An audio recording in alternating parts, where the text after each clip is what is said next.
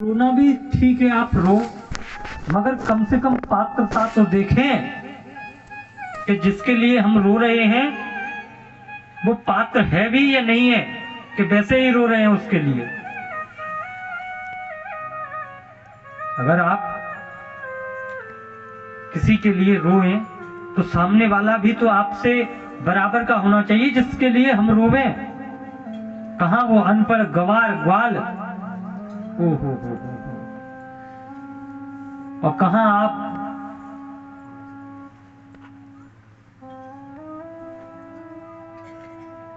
बताओ। अब उद्धव जी जो हैं वो देवताओं के गुरु हैं, बृहस्पति जी उनके शिष्य हैं, परम प्रिय शिष्य। वेद शास्त्र न्याय सबका जिनको ज्ञान है, सभी शास्त्रों का ज्ञान जिनको है, पर जिसने प्रेम नहीं पढ़ा उसके सारे ग्रंथ बेकार हैं।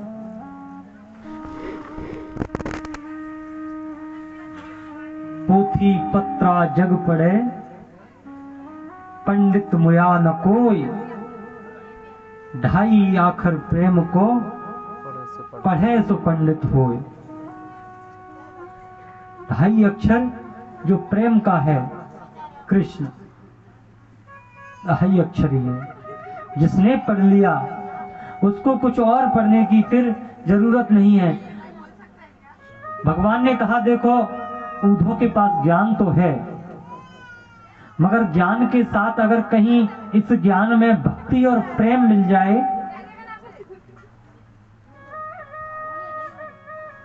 तो ये प्रेम ये भक्ति बहुत उच्च लेवल की हो जाएगी। समझ गए कि उद्धव को अभिमान हो गया है, तो अभिमानी का मान भंग प्रभु करते हैं और अपने भक्तों के अंदर मान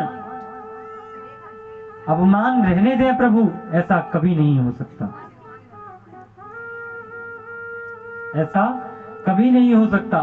तो आज प्रभु ने सोचा कि आज मैं उद्धव का मान भंग किए देता हूं। उद्धव से कहा, उद्धव क्या तुम मेरी समस्या का समाधान कर सकते हो? मैं एक चिट्ठी लिखकर देता हूं, इस संदेश को क्या आप ब्रज तक उन गोपी ग्वालों तक पहुंचा सकते हो? उद्धव ने कहा, इस काम के लिए मैं नियुक्त थोड़ी किया गया हूं, मैं तो महामंत्री हूं, किसी सेवक को बुला लो और ये चिट्ठी भिजवा दो। उद्धव ये मेरा पर्सनल पत्र है, इसलिए किसी पर्सनल आदमी के हाथ जाए तो अच्छा है।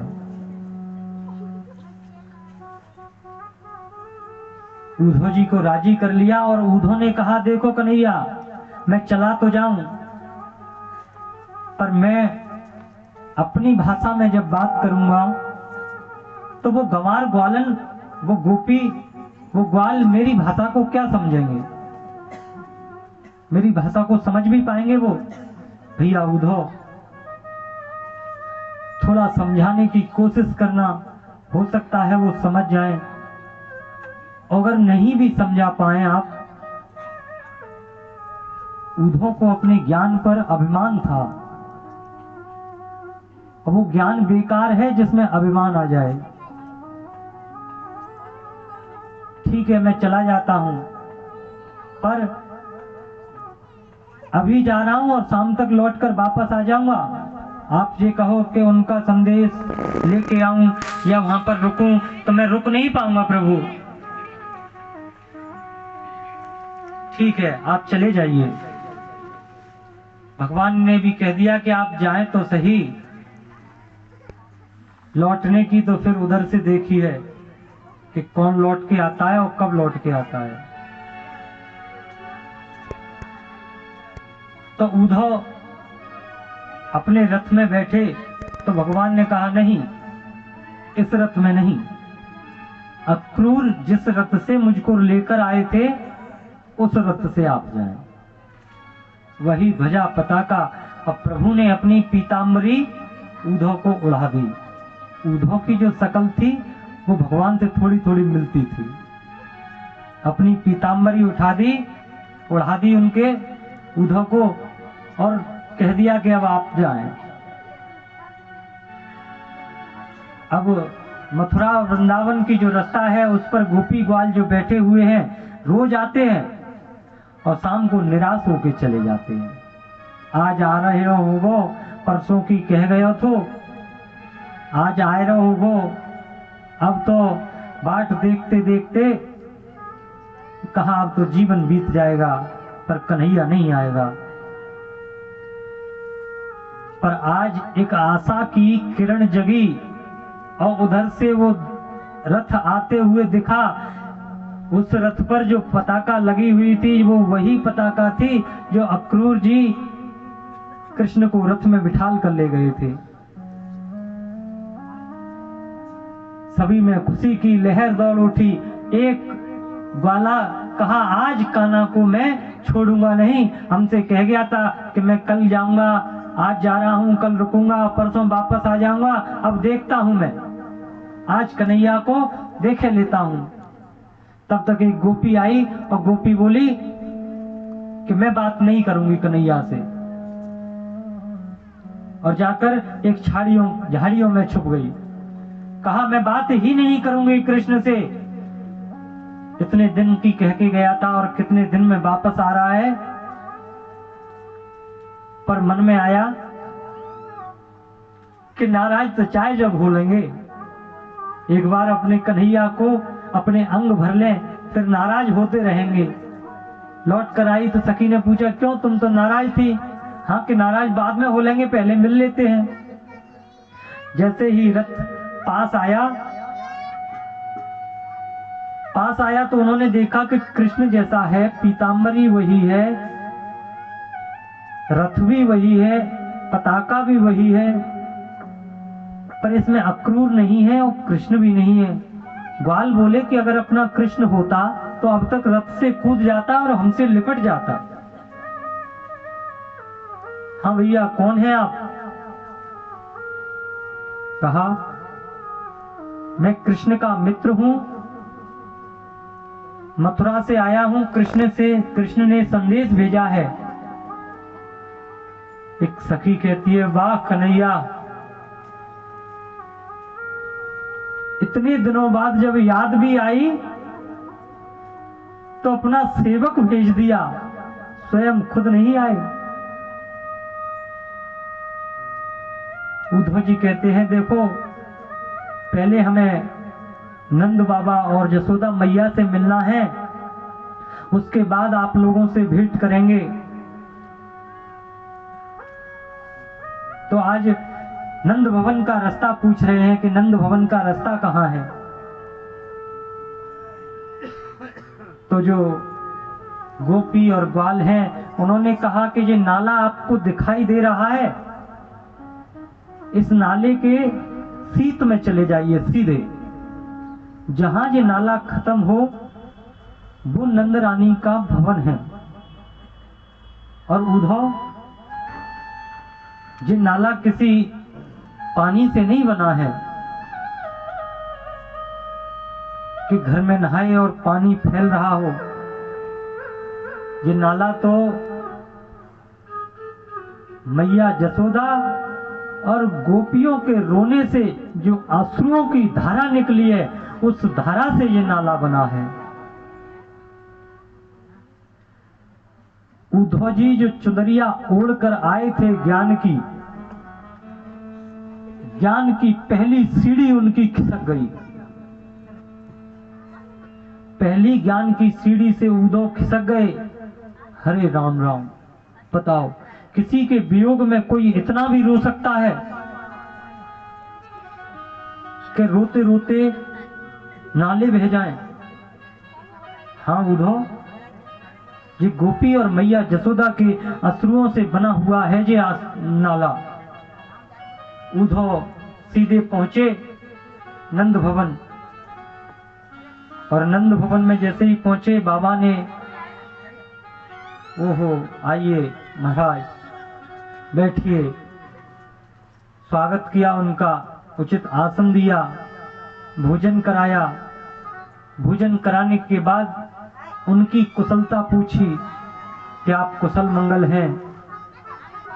उन्होंने कहा हम कुशल मंगल हैं, और मथुरा के सब मथुरावासी कुशल मंगल हैं, सभी कुशल मंगल हैं।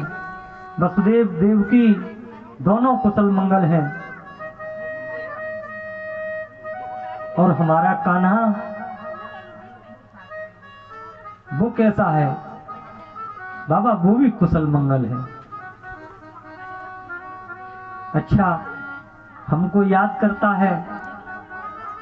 जब बातें होने लगी उनमें, हमको याद करता है। हाँ बाबा, आपको याद करता है, तभी तो मैं संदेश लेकर यहाँ आया हूँ। और किस लिए आया हूँ?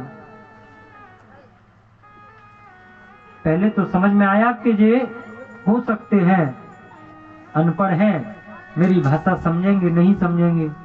तब तक मैया जसोदा अंदर से निकल कर आई, और अंदर से निकल कर आके बोली, इतनी जोर जोर से बातें ना करें, मेरा लाला पालने में सो रहा है, कहीं जाग जाएगा। मैंने अभी बड़ी मुश्किल से सुलाया है उसको। उद्धव बोले, लाला लाला तो मथुरा में है, यहाँ कहाँ है? अरे मथुरा में नहीं है, मैं अभी अभी सुला के आई हूँ, मैं अभी अभी सुला के आई हूँ। और आप मैं दिखाती हूँ। उद्धव का हाथ पकड़ा और खींचते हुए पालने की तरफ ले गई, और पालने के पास ले जाकर जब देखा तो पालना खाली, माँ जसोदा मैया वहां धड़ाम से गिर पड़ी। हाँ, मैं तो भूल गई कि वो हमको छोड़कर चला गया है। ऐसा विरह उद्धव ने आज तक कभी नहीं देखा कि ऐसा विरह कभी देखा हो। आज तक बताओ, इतने दिन हो गए, मैया अभी तक नहीं भूली। आज भी वो पलना झुलाती हैं मैया कि कन्हैया सो रहा है मेरा।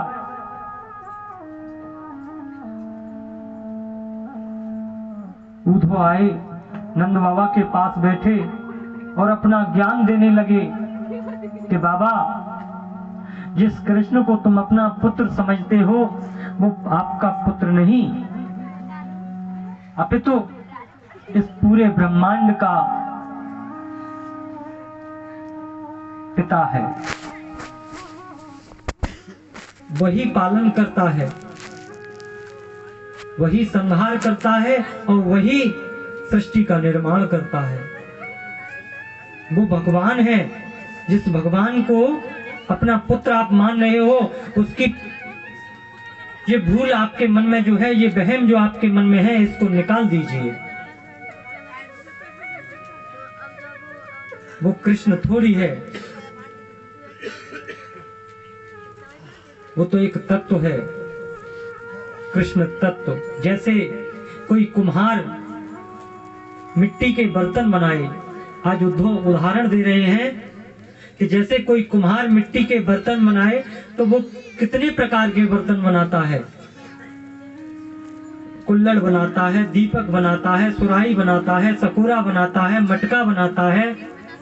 रंग रूप सबके अलग अलग, नाम सबके अलग अलग, मगर तत्वतः सभी में है तो मिट्टी ही ना। बने तो सारे मिट्टी से ही हैं।